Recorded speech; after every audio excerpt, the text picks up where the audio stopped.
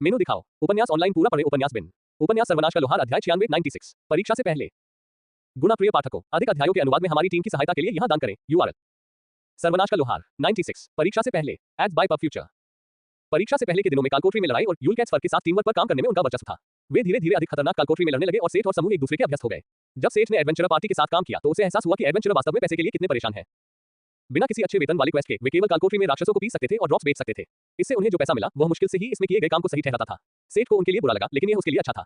पीसने का मतलब था कि उन्हें बहुत सारे मॉब को मारना था और वह परीक्षा से पहले एक और स्तर ऊपर जाने में कामयाब रहा। पफल्स भी रिकॉर्ड समय में लव.20 तक पहुंच गया। नियमित रूप से लव.40 की रेंज में राक्षसों से लड़ने से उसे कब्रिस्तान पर स्थित कालकोठरी पर संदेह हुआ। यकीनन वे लव.28 रथदास लगभग उतने ही मजबूत या उससे भी ज्यादा मजबूत थे जितने जीव वह मीना की पार्टी के साथ लड़ रहा था। उसने परीक्षा के लिए जाने से पहले उस कालकोठरी की रिपोर्ट करने का फैसला किया। रिसेप्शनिस्ट ने उसकी चिंताओं पर ध्यान दिया और उसकी रिपोर्ट दर्ज कर दी। ऐसा नहीं लगा कि उन्होंने इसे बहुत गंभीरता से लिया, लेकिन सेठ को ऐसा नहीं लगा कि यह उसकी समस्या थी। उसने अपना कर्तव्य निभाया और बस इतना ही। परीक्षा के दिन अप्रत्याशित रूप से वे बी रैंक की महान खोज के लिए नहीं निकल रहे थे, बल्कि केवल उक्त खोज के बारे में जानकारी दे रहे थे। सुबह परीक्षा में भाग लेने वाले दलों को एक बड़े हॉल में बैठने के लिए कहा गया। सामने पोडियम पर एक असभ्य दिखने वाला मध्यम आयु वर्ग का व्यक्ति खड़ा था, जो अनुपयुक्त औपचारिक पोशाक में था। आप में से कुछ को मैं व्यक्तिगत रूप से जानता हूं। आप में से कुछ नए हैं। मैं गिल्ड मास्टर हूं और मैं आपको परीक्षा समझाऊंगा। रैंक अप करने के लिए आपको अपना कौशल और विशेषज्ञता साबित करनी होगी। आप सभी सी रैंक हैं। आप एक ए रैंक और 2 बी रैंक पार्टियों की देखरेख में एक वास्तविक बी रैंक क्वेस्ट में भाग लेंगे। वे आपके प्रॉक्टर और परीक्षक होंगे। इसके बाद ये बताया गया कि बी रैंक क्वेस्ट क्या होता है। निचले रैंक पर क्वेस्ट के विपरीत, जिसे आमतौर पर एक ही साहसी या एक ही रैंक के दल द्वारा लिया जा सकता है, बी रैंक क्वेस्ट के लिए कार्य को सुरक्षित रूप से पूरा करने के लिए एक ही रैंक के कई दलों की आवश्यकता होती है। प्रॉक्टर की भूमिका उनके कार्यों की जांच करना और अगर यह स्पष्ट हो जाता है कि सी रैंक स्थिति को संभाल नहीं सकते हैं तो हस्तक्षेप करना था। ये खोज स्वयं पैलेस ट्रेडिंग कंपनी के लिए एक अनुरक्षण मिशन थी, जो ओरा में सबसे अमीर व्यापारी संघों में से एक थी। ये खोज एक व्यापारी कारवां को अनुरक्षण करने के लिए थी जो पर्वत श्रृंखला के भीतर टोरा के जुड़वां शहर के लिए माल ले जा रही थी। टोरा ओरा से छोटा था, लेकिन ये बोनो के केंद्रीय भूमिगत साम्राज्य का प्रवेश द्वार था। व्यापार मार्ग उच्च स्तरीय जानवरों के क्षेत्र से होकर जाता था, जिसके कारण खोज रैंक की आवश्यकता होती थी। यात्रा में 2 सप्ताह लगेंगे, एक वहां पहुंचने में और एक वापस आने में। आपको अपने राशन और उपकरणों का ध्यान खुद रखना होगा। जिन जानवरों से आपका सामना होगा वे वाइवन हैं, जो ड्रैगन के दूर के रिश्तेदार हैं। प्रॉक्टर और परीक्षकों के साथ भी आपकी सुरक्षा की कोई गारंटी नहीं है।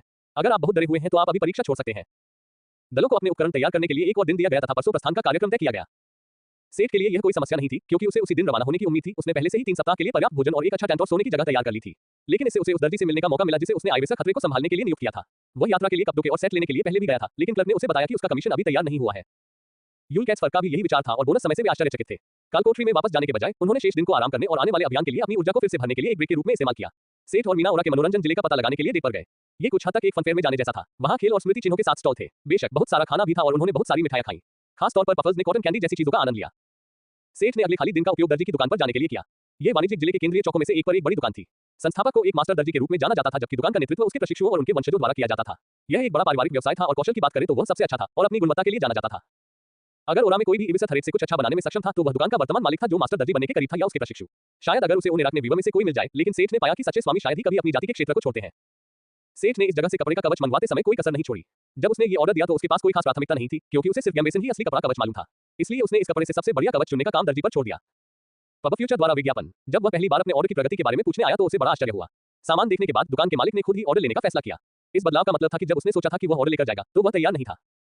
एक दिन पहले जब वह सराय में लौटा था तो उसे सूचना मिली कि मालिक उनके जाने से ठीक पहले दिन अपना ऑर्डर पूरा कर देगा। वह दिन आज था। सेठ को मालिक के पद के करीब किसी व्यक्ति के काम से बहुत उम्मीदें थी। नमस्ते, मैं अपना ऑर्डर लेने आया हूँ। मुझे सूचना मिली है कि यह आज खत्म हो जाएगा। वह काउंटर पर गया और क्लर्क से बात की। क्या आपके पास रसीद है? युवा क्लर्क ने दोस्ताना अंदाज में पूछा। यह रसीद जादुई कागज का एक छोटा टुकड़ा था जिसे एक जादुई उपकरण से छापा गया था। यह सुनिश्चित करने का एक सरल तरीका था कि सही व्यक्ति को उत्पाद मिले। सेठ ने इसे अपनी सूची से लिया और क्लर्क को सौंप दिया। जब उसे अपना ऑर्डर मिला तो उसकी आंखें चौड़ी हो गईं। तुम ही वह ग्राहक हो जो वह सुनहरी धमकी लेकर आया था। यह बहुत बढ़िया है। मालिक तुमसे मिलना चाहता है। क्या तुम्हारे पास अभी समय है? उसने आंखों में उत्साह भरी चमक के साथ कहा।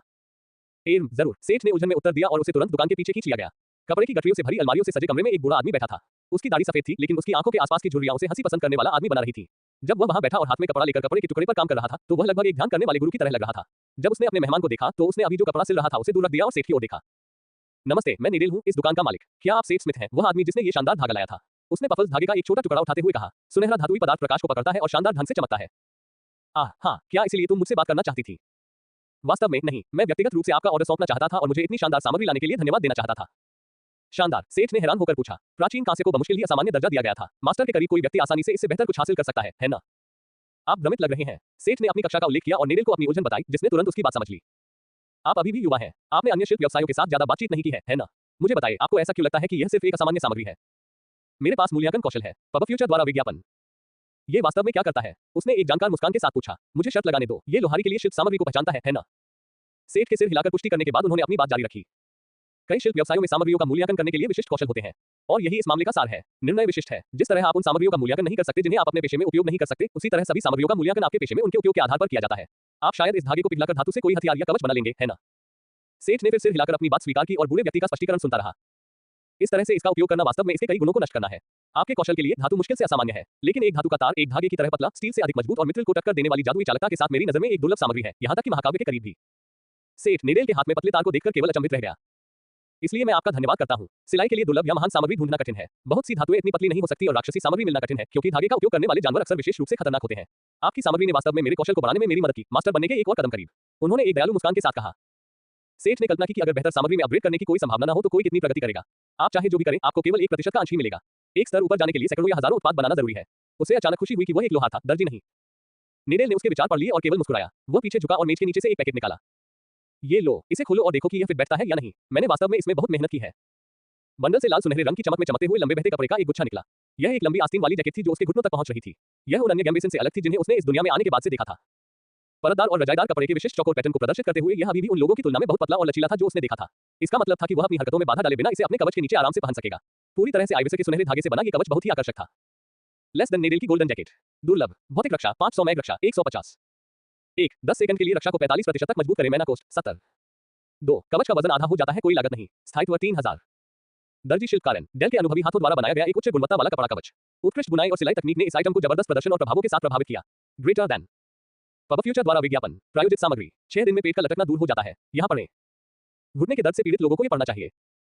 संपर्क टॉस साइट मैप दान करें, मेनू दिखाओ। उपन्यास ऑनलाइन पूरा पढ़ें। उपन्यास बिन उपन्यास सर्वनाश का लोहार अध्याय 97 परीक्षा से पहले 2।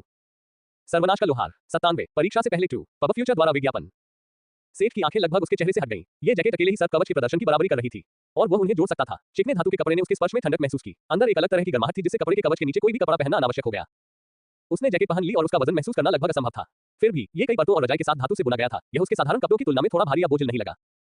किनारों को जटिल ढंग से बुना गया था और तुरंत ही सेठ को यह विचार आया कि शायद कपड़े के कवच में रत्न जड़े जाएं। हे भगवान! सेठ बहुत देर तक कवच को घूरने और महसूस करने के बाद बस इतना ही बोल पाया।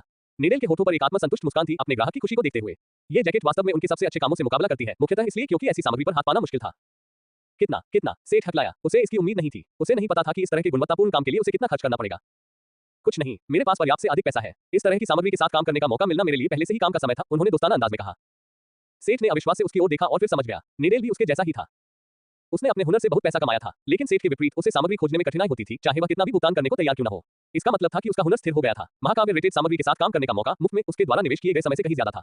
उसका इनाम हासिल की गई दक्षता थी। इसके बाद नेडेल ने मेज पर धागे के कुछ बंडल रखे। ये वह सामग्री थी जिसकी उसे कवच के लिए जरूरत नहीं थी, जो सेठ ने उसे दी थी उसका लगभग 1/3। शायद एक बात है, क्या आपके पास इस धागे का कोई और टुकड़ा है? यह इस सामग्री के साथ काम करने का मेरा पहला अवसर था। मुझे लगता है कि अगर मुझे एक और मौका मिलता तो मैं इसे और भी बेहतर बना सकता था। अब जब उसने इसका जिक्र किया तो बूढ़े आदमी का कौशल स्तर इस काम को पूरा करने के बाद बढ़ गया था। हो सकता है कि उसने जो अगला धागा बनाया वह महाकाव्य रेटेड था।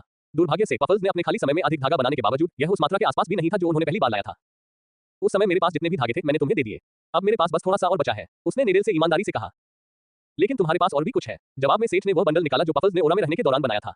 यह सिर्फ उस बंडल का एक छोटा सा टुकड़ा था जो सेठ ने उसे पहले दिया था। इस दर पर आपके पास कुछ हफ्तों में एक और कवच बनाने के लिए पर्याप्त धन होगा। लेकिन क्या आप मेरे द्वारा बनाए गए एक और कवच में भी रुचि रखते हैं?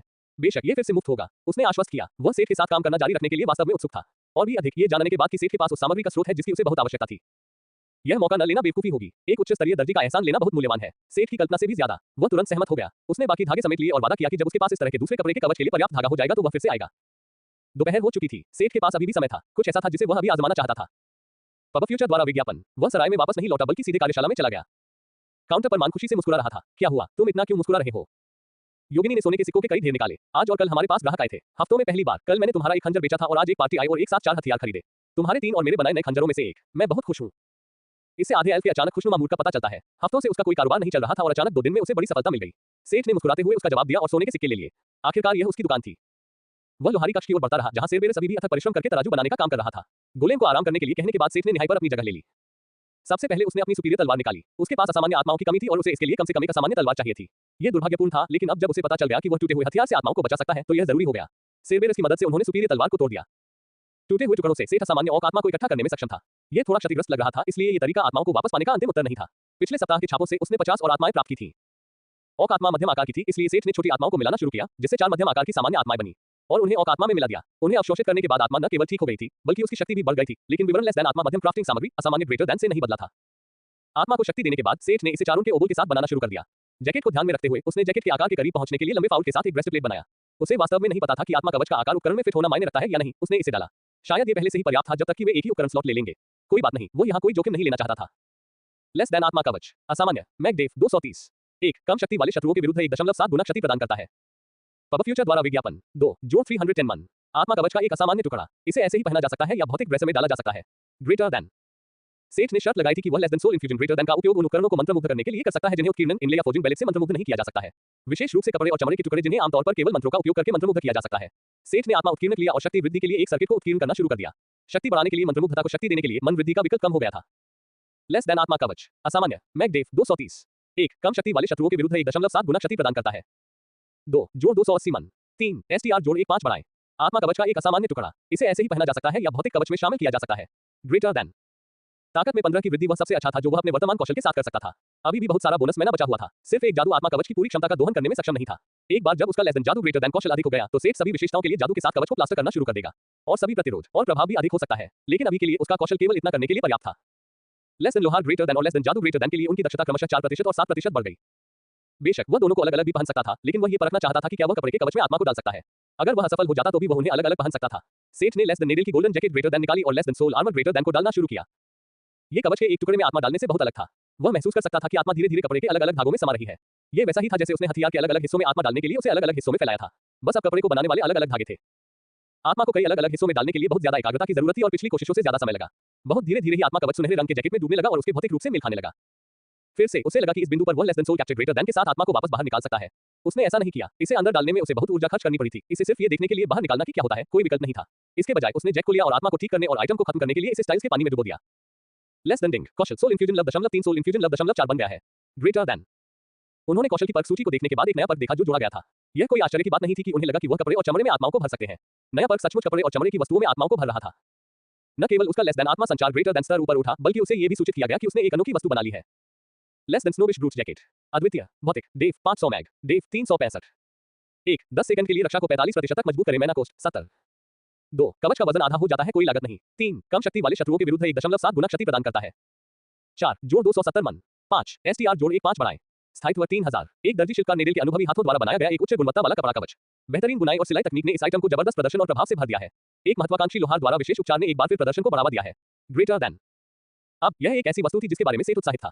सिर्फ ये तथ्य कि इसमें 5 अलग अलग जादुई प्रभाव थे पहले से ही बहुत बढ़िया थे, फिर भी उनमें से कुछ दूसरों की तुलना में अधिक उपयोगी थे। उसने जैकेट को अपनी इन्वेंट्री में डाल दिया और क्विक इक्विप के जरिए इसे पहन लिया। विशेषता बिंदुओं के साथ अपनी ताकत बढ़ाने के विपरीत जैकेट पहनने पर उसे अपनी मांसपेशियों में अचानक उभार महसूस नहीं हुआ, लेकिन अपनी ताकत 80 से अधिक बढ़ाने पर उसे निश्चित रूप से अधिक शक्तिशाली महसूस हुआ। कल की तैयारी में सेठ ने खुद को ताकत और चपलता पर एक और जोड़ 15 बफ देने से पहले अपने द्वारा बनाए गए 2 सोल रिंग्स को मंत्रमुग्ध करने का भी फैसला किया। उन्होंने नए कवच के विकल्पों का लाभ उठाने के लिए एक और ताकत बफ का फैसला किया।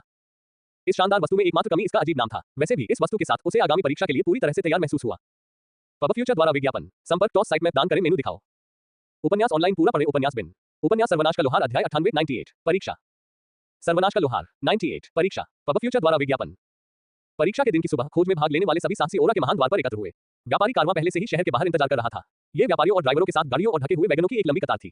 सेठ ने अपनी नई जैकेट और ऊपर सर्प की हड्डी का कवच पहना था। दूसरों ने उसे समझाया था कि अनुरक्षक के रूप में उन्हें हर समय तैयार रहना था। अगर आप बिना कवच पहने पकड़े गए तो वापस नहीं आ सकते। उन्होंने अंतिम बार अपनी स्थिति की जांच की और स्तर बढ़ाने के लिए 9 विशेषता अंक वितरित किए।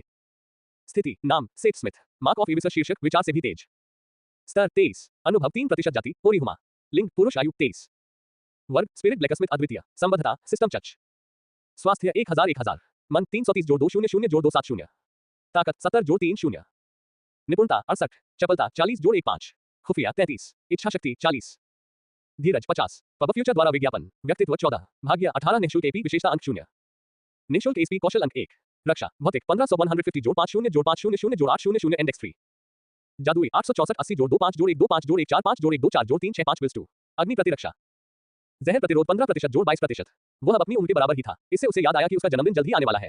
नए कवच और आत्मा कवच ने उसे अपनी रक्षा में महत्वपूर्ण बढ़ावा दिया। पिछले कुछ दिनों में सबसे बड़ा बदलाव उसकी कौशल खिड़की थी। उसने बहुत लड़ाई लड़ी थी और उसकी हथियार महारत लव 9 तक बढ़ गई थी। कौशल विंडो लोहार दक्ष लव 0.5 39%, करामात शुरुआती लव 7 89%, गोल्डस्मिथ शुरुआती स्तर 5, लोहार की आंखें लव 4, ब्लूप्रिंट एडेप्ट लव 0.2, आत्मा संचार लव 3, स्पिरिट स्मिथी लव 5, आत्मा पर कब्जा love 3, spirit forging adept love 1, PubFuture द्वारा विज्ञापन हथियार महारत एडेप्ट लव 0.9 16%, शांत प्रतिक्रिया निष्क्रिय लव 7, भय प्रतिरोध निष्क्रिय लव 8, जहर प्रतिरोध निष्क्रिय लव 0.2, अग्नि स्नेह निष्क्रिय लव 3, अग्नि हेरफेर क्षमता +9, मानचित्र +4, अवलोकन +4, छिपाव +4, ऊर्जा परिसंचरण +1, universal translation max less than ऊर्जा परिसंचरण ग्रेटर देन एक ऐसा कौशल था जो चारों के ओबोल के निर्माण के बाद उसके कौशल विंडो में दिखाई दिया था। सेठ ने निर्माण के दौरान बार-बार इसका उपयोग करने की कोशिश की थी, लेकिन वास्तव में कभी सफल नहीं हुआ। कालकोठरी में कई अलग-अलग भीड़ पर इसका दुरुपयोग करने के बाद उसका लेस देन अवलोकन ग्रेटर देन भी स्तर ऊपर चला गया था। अपने सभी आइटम पहनने और अपनी स्थिति की जांच करने के बाद सेठ को इस परीक्षा को सफलतापूर्वक पूरा करने का आत्मविश्वास महसूस हुआ। जब मीना और बाकी लोग वहां पहुंचे तो उनकी आंखें नए सुनहरे कवच को देखकर फटी रह गईं और वे जैकेट के किनारों को छूने से खुद को रोक नहीं पाए। यहां तक कि माइक भी उसे छूने के मौके ढूंढ लेता था। सुनो, एक तेज आवाज ने उनका ध्यान खींचा। ये गिल्ड मास्टर था जिसके पीछे 3 लोगों के समूह थे। उसने 2 बी रैंक और एक ए रैंक पार्टी को उनके प्रॉक्टर और परीक्षक के रूप में पेश किया। तीनों दलों को चमकती आंखों से देखा गया। बी रैंक पार्टी के उपकरण सेठ के लोड आउट के बराबर थे, जबकि प्रत्येक ए रैंक दुर्लभ या उससे ऊपर की वस्तुओं के पूरे सेट में लिपटा हुआ था। वह जानता था कि दुर्लभ से ऊपर महाकाव्य आता है, लेकिन वह वास्तव में अभी तक लेस देन ब्लैकस्मिथ की आंखों ग्रेटर देन से इसका मूल्यांकन नहीं कर सकता था। इसलिए उनके पास उन वस्तुओं में से भी बेहतर हो सकते हैं जिन्हें वह स्कैन नहीं कर सकता था। गिल्ड मास्टर ने उन्हें एक बार फिर से खोज के बारे में समझाया और इस बार सेठ को एक सिस्टम नोटिफिकेशन मिला। लेस देन डिंग, एक खोज शुरू हो गई है। Greater than, less than quest, महल के कारवां को एस्कॉर्ट करें। कठिनाई ए, व्यापारी कारवां को सुरक्षित रूप से उसके गंतव्य तक ले जाएं और ओरा वापस लौटें। क्या आप कारवां को उसके गंतव्य तक पहुंचने में मदद करेंगे? आवश्यकता, कारवां को तोरा तक पहुंचने में मदद करें। 0/1, जीवित रहें। पुरस्कार, बी रैंक साहसी बने, अनुभव ग्रेटर देन। लेस देन, क्या आप खोज स्वीकार करते हैं? Greater than. उसने पहले ही भाग लेने का फैसला कर लिया था, इसलिए उसने हामी भर दी। उसे उलझन में डालने वाली बात यह थी कि इस खोज की कठिनाई रेटिंग ए थी। इससे पहले कि वह इस बारे में और सोच पाता, मीना ने उसे बीच में ही रोक दिया। चलो सेठ, कारवां निकल रहा है। गाड़ियां पहले ही चलनी शुरू हो चुकी थी और ज्यादातर साहसी लोगों को खुली घोड़ा गाड़ियों में या कारवां के साथ अपने घोड़ों पर सवार होकर जगह मिल गई थी। सिर्फ सेठ और पार्टी अभी भी खड़े थे। उन्होंने चलना शुरू किया और लाइन में दूसरे से आखिरी गाड़ी पर अपनी जगह पाली। सेठ और यूलकैट्सफर को ब्रीफिंग में अपनी भूमिकाएं मिल गई थी और वेरियर गार्ड का हिस्सा थे। उनका काम पीछा करने वालों पर नजर रखना और पीछे से होने वाले हमलों पर प्रतिक्रिया करना था। एक काल्पनिक दुनिया में एस्कॉर्ट मिशन से कोई यह उम्मीद नहीं कर सकता कि एक गाड़ी पर बैठकर आसपास के माहौल को देखना कितना उबाऊ और असुविधाजनक था।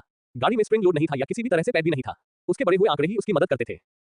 यदि पार्टी में छोटी-मोटी बातें न होती जिससे उसका ध्यान उसकी दुखती हुई कमर और रूप से हट जाता, तो कौन जानता था कि उसने खुद छोड़ दी होती। अगर सेठ को किसी ऐसी चीज के बारे में शिकायत करनी थी जो उसे उसकी चोट लगी पीठ के अलावा वास्तव में परेशान करती थी, तो वह शौचालय जाना था। उसे जंगल में ऐसा करने की आदत हो गई थी, लेकिन शांति से शौच करने के लिए क्या करना पड़ता था। कारवां में 50 से ज्यादा लोगों के होने के कारण काम निपटाने के लिए एकांत जगह ढूंढना मुश्किल था। एक से ज्यादा बार उसे बीच में रोका गया और एकमात्र सुखद व्यवधान तब हुआ जब मीना खुद को रोक नहीं पाए और उसे झाड़ियों में अपनी जरूरतों का ख्याल रखने के लिए पाया। सेठ को कैंपिंग करना वास्तव में काफी पुरानी यादों जैसा लगा। दूसरों के साथ मिलकर टेंट लगाना, स्लीपिंग बैग में सोना। हालांकि वे रात के समय अपने उपकरण उतार सकते थे जब वे गार्ड ड्यूटी पर नहीं थे, लेकिन इसका मतलब यह नहीं था कि वातावरण सुरक्षित था। मीना को कोई स्टंट करने से रोकने के लिए लड़के और लड़कियां 2 अलग-अलग टेंट में सोते थे। क्वार्टर एल्विन जादूगर लिक्सिस उस पर इस तरह नजर रख सकता था। पहले 3 दिन शांत रहे। सेठ के अनुसार यहाँ वहाँ कुछ राक्षस थे, लेकिन कुछ भी असामान्य नहीं था। कुछ गॉब्लिन, एक जोड़ी ऑक और मानसिक भेड़ियों का एक समूह, वास्तव में ऐसा कुछ भी नहीं था जो उनके लिए परेशानी खड़ी कर सके। सेठ के हिलने से पहले ही उन्हें अन्य दलों द्वारा संभाल लिया गया। ऐसा सिर्फ इसलिए था क्योंकि वे अभी भी पर्वत श्रृंखला के पूर्ववर्ती इलाकों से होकर यात्रा कर रहे थे। तीसरे दिन के अंत में इलाके में नाटकीय बदलाव आया। वे अब तक जिन जंगली पहाड़ियों से होकर यात्रा कर रहे थे, वे धीरे-धीरे गायब हो गई क्योंकि सड़क और भी ज्यादा खड़ी हो गई। परिदृश्य पर ज्यादा से ज्यादा बड़े पत्थर और छोटी झाड़ियां हावी हो गईं। तीसरे दिन के अंत में कारवां ने पहाड़ों की तलहटी में एक बंजर पठार पर डेरा डाला। यात्रा के दौरान सेठ को क्षितिज पर जो भयावह छायाएं दिख रही थी, वे अब उसके सामने थी। खुरदरी चट्टानी दीवारें, ढलानें और चट्टानें, बर्फ से ढकी चोटियों वाले बंजर पहाड़ उसकी आंखों के सामने थे, जो आसमान में दांतों की तरह चुभ रहे थे और उसके नजारे का एक बड़ा हिस्सा निगल रहे थे। वहां खड़े होकर सेठ मुश्किल से अपना सिर इतना ऊपर उठा पा रहा था कि पहाड़ों की श्रृंखला के ऊपर आसमान देख सके। सेठ एक शुद्ध शहरी बच्चा नहीं था। उसके माता-पिता और वह कभी-कभी कैंपिंग करने जाते थे, लेकिन वह जिन हरे भरे पहाड़ों को जानता था, वे केंद्रीय पर्वत श्रृंखला की भूवैज्ञानिक ताकत की तुलना में छोटे और महत्वहीन लगते थे। तीसरे दिन के अंत में तापमान में भी उल्लेखनीय गिरावट आई थी, जिससे कुछ साहसी लोग अपने कवच में कांपने लगे थे। सेठ की स्थिति थोड़ी बेहतर थी, क्योंकि उसकी पैंट और जैकेट एक बेहद कुशल दर्जी द्वारा बनाई गई थी। उनमें सामान्य ठंड के प्रति प्राकृतिक प्रतिरोध था। लेकिन जब उन्होंने शिविर लगाया तो उन्होंने भी राहत की सांस ली, जैसे कि अन्य लोगों ने ली थी। गार्डों को छोड़कर बाकी सभी लोग ठंड से बचने के लिए गर्म कपड़े और कंबल पहन सकते थे। जिस पठार पर वे अभी थे, वह वायुवन के क्षेत्र के ठीक बाहर था। कल से वे लगातार खतरे में यात्रा करेंगे, इसलिए सभी ने ठीक से वार्म अप किया और भरपूर भोजन किया। यह अगले 3 दिनों के लिए आखिरी गर्म भोजन होगा। दुर्भाग्य से सेठ के लिए, जो अपनी यात्रा के दौरान अच्छे और गर्म भोजन के आदी हो चुके थे, कैंपफायर और धुआं क्षेत्र में मौजूद वायुवन और अन्य राक्षसों का ध्यान आकर्षित कर सकते थे। इसका मतलब यह था कि अगले 3 दिन न केवल खतरे से भरे थे, बल्कि वह केवल वही खाना खा सकता था जिसे पकाने की जरूरत नहीं थी। उसने सभी तरह के झटकेदार और ब्रेड खरीदे थे, लेकिन कुछ भी गर्म स्वादिष्ट भोजन की बराबरी नहीं कर सकता था। वह इस रात गार्ड ड्यूटी पर नहीं था और सो पाया, लेकिन जल्दबाजी में किए गए नाश्ते ने उसे हतोत्साहित कर दिया, मानो उसे पर्याप्त नींद नहीं मिली हो। लेकिन वह समझ गया कि उन्हें भोर से पहले ही क्यों निकलना था। कारवां एक जगह पर ज्यादा देर तक नहीं रुक सकता था, भले ही वह उनके इलाके का किनारा ही क्यों न हो। वे जितनी देर रुकेंगे, पकड़े जाने की संभावना उतनी ही ज्यादा होगी। बिना किसी मुठभेड़ के 3 दिन तक वायुवन क्षेत्र में यात्रा करने की उम्मीद करना एक ख्वाहिश थी। चौथे दिन दोपहर में सेठ ने आसमान से एक तीखी पुकार और एक कर्कश गर्जना सुनी। लेस देन यंग वायुवन लव.43 ग्रेटर देन। पब फ्यूचर द्वारा विज्ञापन। संपर्क टॉस साइट में दान करें, मेनू दिखाओ। उपन्यास ऑनलाइन पूरा पढ़ें। उपन्यास बिन। उपन्यास सर्वनाश का लोहार, अध्याय 99 परीक्षा 2। सर्वनाश का लोहार 99 परीक्षा 2। पब फ्यूचर द्वारा विज्ञापन। उनके ऊपर 3 युवा वायुवन चक्कर लगा रहे थे। ड्रैगन जाति के रिश्तेदार होने के कारण उनकी त्वचा घनी शल्कों से ढकी हुई थी। ड्रैगन के विपरीत, जिसके 4 पैर और 2 पंख होते हैं, उनके आगे के पैर पंखों में बदल गए थे, जैसे कि चमगादड़ या टेरोसौर। उनके पिछले पैर शिकार को पकड़ने के लिए रैप्टर की तरह बड़े पंजे थे। केवल उनका सिर एक असली ड्रैगन जैसा दिखता था, जिसमें तीखी आंखें और खंजर जैसे लंबे दांत थे। एकमात्र अच्छी बात यह थी कि उन्होंने अपनी ड्रैगन सांस खो दी थी, इसलिए उनके हमले पूरी तरह से शारीरिक थे। यही वह स्पष्टीकरण था जो गिल्ड मास्टर ने ब्रीफिंग के दौरान दिया था। इसे सुनना और देखना 2 बिल्कुल अलग बातें थी। सेठ कल्पना कर सकता था कि वायुवन कैसे दिखते हैं और उसने जो उपन्यास और खेल खेले थे उनसे उसे क्या उम्मीदें थी। जब उसने लगभग 30 मीटर पंखों वाले विशालकाय जीव को हवा में उड़ते देखा तो उसकी सारी कल्पनाएं पूरी तरह से ध्वस्त हो गईं। उनके लंबे और कृपाण जैसे घुमावदार पंजे धातु के काले रंग में चमक रहे थे। उनके पतले सांप जैसे शरीर से ताकत और पराक्रम की आभा निकल रही थी। जब उनकी नजर जमीन पर पड़े साहसी और व्यापारी पर पड़ी तो वे स्थिर खड़े रहे, अचानक उन पर पड़ने वाले दबाव से भयभीत। ड्रैगन माइट सिर्फ रिश्तेदार होने के बावजूद उनमें अभी भी वह आभा थी जो ड्रैगन को खाद्य श्रृंखला का शिखर बनाती है। एक दमनकारी भावना ने उसे जकड़ लिया। सेठ को ऐसा महसूस हुआ जैसे एक चूहे का सामना एक विशाल सांप से हो गया हो। केवल ए और बी रैंक वाले दल जो परीक्षक के रूप में साथ आए थे, अचानक स्थिति के प्रभाव से अप्रभावित थे। शुरुआती झटके के बाद सेठ को लगा कि दबाव धीरे धीरे कम हो रहा है। उसने चारों ओर देखा और देखा कि कुछ अन्य साहसी लोग पूरी तरह से घबराए हुए भावों के साथ घुटनों के बल बैठे थे, जबकि अधिकांश अभी भी हिलने में असमर्थ थे। क्या ये लेस देन डर प्रतिरोध ग्रेटर देन या लेस देन शांत प्रतिक्रिया ग्रेटर देन के कारण था? उसे पता नहीं था और उसने इसके बारे में सोचने के लिए समय भी नहीं निकाला। उसने मीना, माइक और बाकी पार्टी को हिलाकर जगा दिया। वाइवन्स ने ड्रैगन की ताकत का इस्तेमाल किया था, इसका मतलब था कि वे जल्द ही अपने अचेत शिकार को काटने के लिए नीचे गोता लगाएंगे। दल ने अपने पालतू जानवर को बुलाया और पीछे हटने से पहले कतार में खड़े हो गए। आसमान पर नजर रखते हुए वे कारवां के दूसरे साहसी लोगों और व्यापारियों के पास गए और उन्हें उनकी बेहोशी से जगाने की कोशिश की। वे अकेले नहीं थे जो जल्दी होश में आ गए और अन्य दो दलों की मदद से वे ज्यादातर साहसी लोगों को जगाने में कामयाब रहे। वे जितने तेज थे, वे अभी भी अव्यवस्थित थे जब एक वाइवरन ने हमला करने का फैसला किया। तीरंदाजों ने अपने धनुष उठाए और आने वाले सरीसृप पर निशाना साधा। ज्यादातर तीर कठोर तराजू से टकराकर उछल गए और आइटम प्रभाव या कौशल के कारण केवल कुछ ही नुकसान पहुंचा। कमजोर तीरों को अनदेखा करते हुए ये भीड़ में घुस गया और उन साहसी लोगों में से एक को पकड़ लिया जो अभी भी स्तब्ध थे और विशाल पंजों से बच नहीं पा रहे थे। कृपाण जैसे पंजे आसानी से उसके प्लेट कवच में घुस गए जैसे कि वह कागज हो। 3 अलग-अलग जगहों पर घुमावदार भाले से घायल होने पर किसी की भी तुरंत मौत हो सकती है। ऐसा होना भी चाहिए, लेकिन कुछ ही समय में जब उसे दूर ले जाया गया तो वह घबराहट में चीखने लगा। पकड़ा गया आदमी उसकी पार्टी का टैंक था। उसकी असाधारण सहनशक्ति और निष्क्रिय कौशल ने उसे न केवल मरने से बचाया, बल्कि पूरी तरह से होश में स्थिति का अनुभव करने के लिए भी मजबूर किया। जब उसे हवा में खींचा गया और वाइवन के नुकीले दांतों से चीर दिया गया, तो उसने खून जमा देने वाली लंबी चीख छोड़ी। सभी लोग हैरान थे, फिर भी उन्होंने खुद को संभाला। वहां 2 और भूखे वाइवन थे और कौन जानता था कि तीसरा एक शिकार से वाकई संतुष्ट होगा या नहीं। अन्य 2 का उल्लेख करते हुए उन्होंने भी भीड़ के करीब आना शुरू कर दिया और भीड़ में गोता लगाने का प्रयास किया। लेकिन इस समय तक हर कोई ड्रैगन की ताकत से जाग चुका था और घातक हमलों से बचने में सक्षम था। सेठ ने भी अपना धनुष तैयार किया और तीर चलाना शुरू कर दिया, लेकिन उसके तीर भी तराजू से टकराकर उछल गए। वे जो सबसे अच्छा कर सकते थे वह था पंख की झिल्लियों में छेद करना। जब धनुष का प्रभाव सक्रिय हुआ तब भी उनकी सभी कमजोरियां कवच से ढकी हुई थी। तीर उनकी पलकों को भी भेद नहीं सका। वाइवन को उसके तीरों को रोकने के लिए बस पलक झपकाने की जरूरत थी। पब फ्यूचर द्वारा विज्ञापन। जल्द ही जादूगरों ने जादू करना बंद कर दिया और तीरों के साथ जादू का हमला भी शामिल हो गया जो वाइवन पर हमला करता था। ये बहुत बढ़िया होता अगर वाइवन के पास विरासत में जादू का प्रतिरोध नहीं होता। जादू के हमलों ने तीरों की तुलना में बस थोड़ा ज्यादा नुकसान पहुंचाया। सेठ को थोड़ा झुंझलाहट महसूस हुई। ये तीर उसने खुद बनाए थे और उसे उन पर पूरा भरोसा था। तो फिर बहुत अच्छा, उसने सोचा और अपने तीर बदल दिए। उसने अपने तीरों को बोटकिन प्रकार के सिर वाले तीरों में बदल दिया। तेज किनारों वाले पिरामिड के आकार के तीर कवच भेदने में माहिर थे। लेस देन बोटकिन एरो, असामान्य क्षति 45, स्थायित्व 50, बख्तरबंद लक्ष्यों के विरुद्ध क्षति पहुंचाने में विशेष नोक वाले तीर 50% कवच भेदन, 10% कवच विनाश ग्रेटर देन। तीरंदाजों ने अलग अलग तरह के तीर लाने की जहमत नहीं उठाई, खास तौर पर इसलिए क्योंकि इस तरह के तीरों का इस्तेमाल आमतौर पर इंसानों के बीच युद्धों में किया जाता है, राक्षसों का शिकार करने के लिए नहीं। कौन अतिरिक्त पैसे खर्च करके विशेष तीर लाने की जहमत उठाएगा, जबकि आमतौर पर कौशल ही काफी होता है। इसका प्रभाव स्पष्ट रूप से दिखाई दे रहा था। हर बार जब सेठ का तीर लगता तो मारा गया वाइवन दर्द भरी चीख निकालता। वाइवन के शल्क नए तीरों को आसानी से विक्षेपित या अवरुद्ध नहीं कर सकते थे और वे उसमें घुस गए। वे जानवर के मांस में फंस गए जिससे उसे भयानक दर्द हुआ। तीरों ने उसके स्वास्थ्य पट्टी को छोटा करने में बहुत कम मदद की, लेकिन वाइवन जैसे प्राणी के लिए जो अपने क्षेत्र का राजा था और अपनी भारी काया के कारण शायद ही कभी चोटिल होता था, सीधे दर्द पहुंचाना अन्य लक्ष्यों की तुलना में और भी बुरा था। मुस्कुराते हुए सेठ ने अपने डरावने प्रोजेक्टाइल को शूट करना जारी रखा और वाइवन ने वास्तव में उस पर ध्यान देना शुरू कर दिया और उसके हमलों से बचने की कोशिश की। केवल उसके, यहाँ तक कि उनके यादृच्छिक गोता हमले भी बंद हो गए थे क्योंकि वे छोटे आदमी के खतरनाक ढंग से बचने की कोशिश कर रहे थे। पब फ्यूचर द्वारा विज्ञापन। चूंकि उसने पहले ही वाइवन का ध्यान आकर्षित कर लिया था, इसलिए दूसरे लोगों को जानवर के अजीब व्यवहार को नोटिस करने में ज्यादा समय नहीं लगा। आकाश में मौजूद वाइवन ने फैसला किया कि यह शिकार अभी दर्द के लायक नहीं है और उसे छोड़ दिया। सेठ ने अभी तक आंखों जैसे किसी महत्वपूर्ण अंग पर चोट नहीं मारी थी, लेकिन जंग लगे नाखूनों के साथ एक्यूपंक्चर उपचार से कौन भागेगा। धमकी के चले जाने के बाद सभी की नजरें सेठ पर टिकी हुई थी, जो शायद इसका कारण था। मीना और उसका दल भी उसके इस कृत्य से चकित था। उसने उनके सामने भाले के अलावा कभी कोई हथियार इस्तेमाल नहीं किया था, इसलिए वे कारवां के बाकी लोगों से दोगुने आश्चर्यचकित थे। सेठ को समझ नहीं आ रहा था कि अचानक मिले इस ध्यान से कैसे निपटे। उसे कैसे पता था कि ऐसा होगा। यह उसकी गलती नहीं थी कि वे बड़ी छिपकलियां थोड़े से दर्द से डरती थी। ए रंग पार्टी भी करीब आ गई। ये 2 महिलाओं और 3 पुरुषों का समूह था। आगे एक नेता था जिसने हल्के चमड़े का कवच पहना हुआ था और कमर पर तलवार बंधी थी। वह ऐसा लग रहा था जैसे वह 30 के आसपास का था। उसके पीछे एक लड़की थी जिसने टाइट गाउन पहना हुआ था और उसके बाल नीले थे। उसके गोल चश्मे के पीछे की आंखें उसके हाथों में धनुष पर केंद्रित थी। उसने नेता से कुछ फुसफुसाया। सेठ से बात करने से पहले उसने एक पल सोचा। अच्छा हुआ, एक पल के लिए मेरे पीछे आओ, उसने गंभीरता से कहा और जाने के लिए मुड़ गया। सेठ ने कंधे उचकाए और पीछे चला गया। कम से कम वह उस अजीब स्थिति से बाहर निकल गया। ए रंग पार्टी और सेठ कारवां के सबसे आगे गए जहां परीक्षकों की गाड़ियां थीं। नेता ने उसे अपने साथ गाड़ी में बैठने का संकेत दिया। सेठ के बैठते ही उसने बोलना शुरू कर दिया। ड्रैगन माइट से सबसे पहले उबरने वालों में से एक। अच्छी पहली प्रतिक्रिया, हथियारों के चयन में लचीला और स्थिति के अनुसार खुद को ढालने वाला।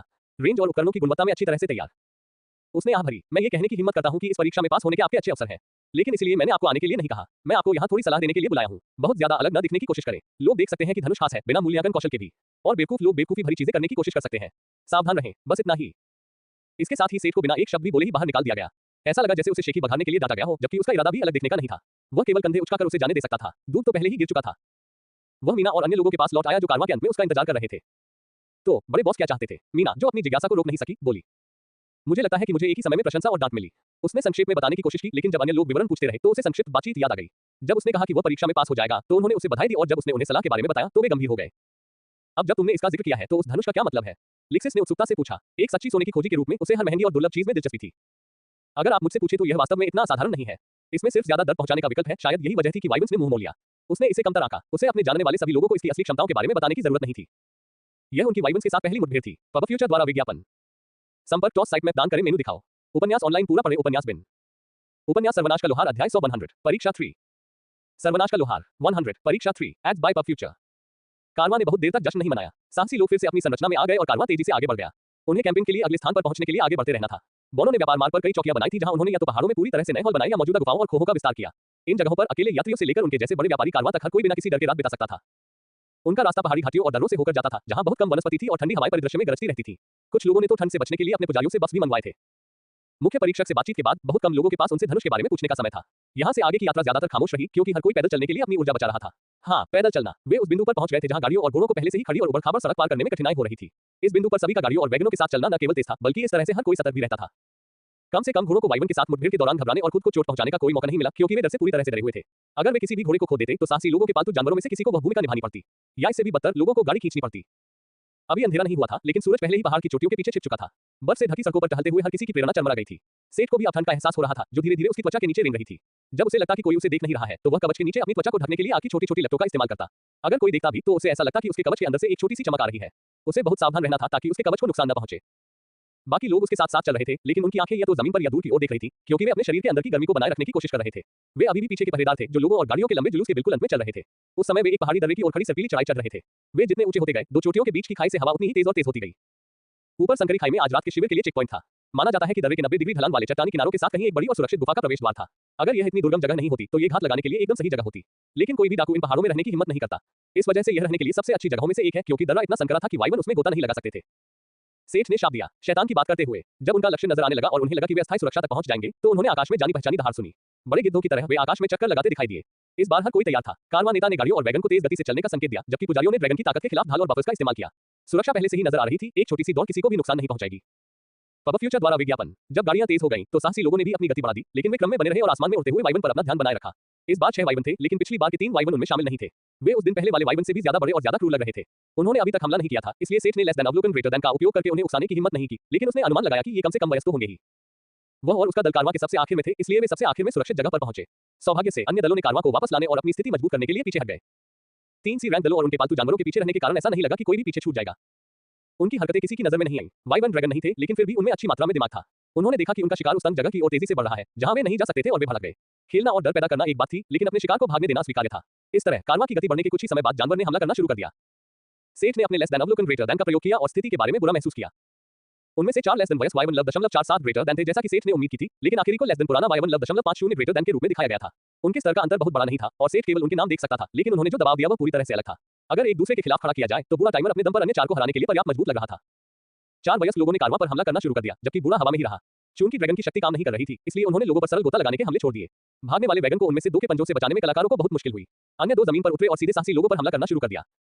वे कारवां के अंत में बड़े समूह से बच निकले थे और उन तरफ से हमला कर रहे थे जहां जनशक्ति की कमी थी। चाहे बीट्स ने इसकी योजना बनाई हो या नहीं, एक समान समूह बनाने और एक साथ लड़ने के बजाय साहसी लोग वाइवन से लड़ने के लिए अपने मूल दलों में विभाजित हो गए। न केवल वे अप्रभावी थे क्योंकि उनमें विभिन्न दलों के बीच सामंजस्य और टीम वर्क की कमी थी बल्कि इसका मतलब ये भी था कि सेठ और अन्य वास्तव में अकेले रह गए थे जब उनके सुदृढ़ीकरण ने उत्तरी हुई वाइवन पर हमला करने के लिए दौड़ लगाई। ये कमी ने पब फ्यूचर द्वारा विज्ञापन। अब वे केवल 5 लोग थे जो कारवां के साथ बने रहने की कोशिश कर रहे थे। तुरंत ही हवा में उड़ रहे वाइवन में से एक आसान शिकार के पास उतरा। राक्षस कारवां की आखिरी गाड़ी पर उतरा, उसे पैरों तले कुचल दिया और कारवां की ओर जाने वाले उनके रास्ते को काट दिया। उनके पास कुछ भी करने के लिए नहीं था सिवाय इसके कि वे एक पंक्ति में खड़े होकर लड़ाई के लिए तैयार हो जाएं। अगर इसके लिए नहीं तो उन्होंने किस लिए प्रशिक्षण लिया था। वाइवरन उन पर झपटा लेकिन बुल को द्वारा शीघ्रता से बुलाई गई प्रकाश की ढाल ने उसे रोक लिया।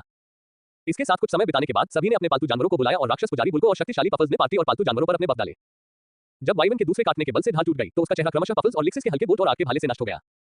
वाइवन के चेहरे मोटे होते हैं इसलिए जादूगरों के त्वरित हमले से उसे केवल थोड़ी चोट लगी। यह कोई समस्या नहीं थी। जादू द्वारा उस पर कब्जा किए गए थोड़े समय का उपयोग करते हुए सेठ और माइक आगे बढ़े और वाइवन के शरीर के नीचे चले गए। सेठ दाईं ओर और माइक बाईं ओर। वे उसके पंखों के नीचे रुक गए और उसके मोटे शल्कदार पैरों पर वार करना और छुरा घोंपना शुरू कर दिया। उनका लक्ष्य जानवर की नसें काटना था। अगर वे उसके पैरों को अक्षम कर देते तो वह सारी गतिशीलता खो देता। वह उड़ भी नहीं पाता। सेठ के भाले ने आसानी से उसके कम कवच वाले पिंडलियों में घुसे ही वाइवन ने एक दर्दनाक चीख निकाली। वाइवन ने सामने की पार्टी से दूर देखा और सेठ को काटने के लिए अपनी गर्दन नीचे झुका ली। भाले को बाहर खींचने के बजाय उसने पकड़ बदली और विशाल जबड़े से दूर भागते हुए अपनी पूरी ताकत से धक्का देना शुरू कर दिया। भाले को एक चप्पू की तरह पकड़कर आगे की ओर धकेलते हुए भाले की नोक एक पट्टिका चाकू की तरह चली, पिंडली की मांसपेशी के साथ कट गई और बाहर निकलते समय टेंडन को अलग कर दिया। अपने दाहिने पैर का सहारा खो देने और सेठ को काटने की कोशिश में मोड़ की गति के कारण विशालकाय सरीसृप आगे की ओर गिर गया और अपने बाएं पंख पर गिर गया। अपने विशाल शरीर के वजन और खुरदरी चट्टानी जमीन के बीच उसके पंखों की पतली हड्डियां धूल में मिल गई। माइक अपने पैर पर निर्णायक वार करने में असमर्थ था और उसके प्रयास को एक विशाल पूंछ ने बुरी तरह से बाधित कर दिया जिससे वह जानवर जमीन पर गिर गया। माइक ने युद्ध क्षेत्र से बाहर निकलने के लिए एक्सप्रेसवे प्राप्त किया लेकिन सेठ अभी भी खतरे में था। वाइवन दर्द और गुस्से में था और सेठ उसके दृश्य क्षेत्र में अकेला था। जब वह भागा तो उसके पीछे एक लंबी गर्दन और तीखे दांत और गुस्से से भरी आंखें थी। उसके पास दूर भागने का समय नहीं था और वह केवल अपने ऊपरी हाथ जितने लंबे दांतों से विशाल जबड़े को बंद करने के लिए भाले को अंदर धकेल सकता था। दबाव बढ़ने के साथ साथ क्रोधित आंखें उसे जला रही थी। लकड़ी का शाफ्ट झुकने लगा क्योंकि भाले की नोक धीरे-धीरे उसके मुंह की छत में धंसने लगी। जैसे जैसे शाफ्ट टूटने लगा और भाले से छर्रे निकलने लगे, सेठ को लगा कि उसका आखिरी समय आ गया है। संघर्ष के इस क्षण में वाइवन के सिर के ऊपर एक छाया दिखाई दी। 2 खंजरों वाला एक व्यक्ति वहां उतरा और वाइवन की खुली आंखों में एक-एक खंजर घुसा दिया। मीना हत्यारे ने आखिरकार आगे बढ़ने और उसकी जान बचाने का फैसला किया। पीड़ा में वाइवन ने अपना सिर इधर-उधर घुमाया, आकृति को फेंक दिया और सेठ के हाथ से भाला छीन लिया। भाले की परवाह किए बिना वह भाग गया और रास्ते में मीना को पकड़ लिया। लड़की को अपनी बाहों में लेकर वह बाकी लोगों के साथ वापस आ गया। लिक्सिस और बोल को माइक की मदद कर रहे थे, जिसे दूर फेंके जाने के बाद मुश्किल से उतरना पड़ा था। वह कुछ चोटों के अलावा ठीक था। पब फ्यूचर द्वारा विज्ञापन संपर्क टॉस साइट मैप दान करें।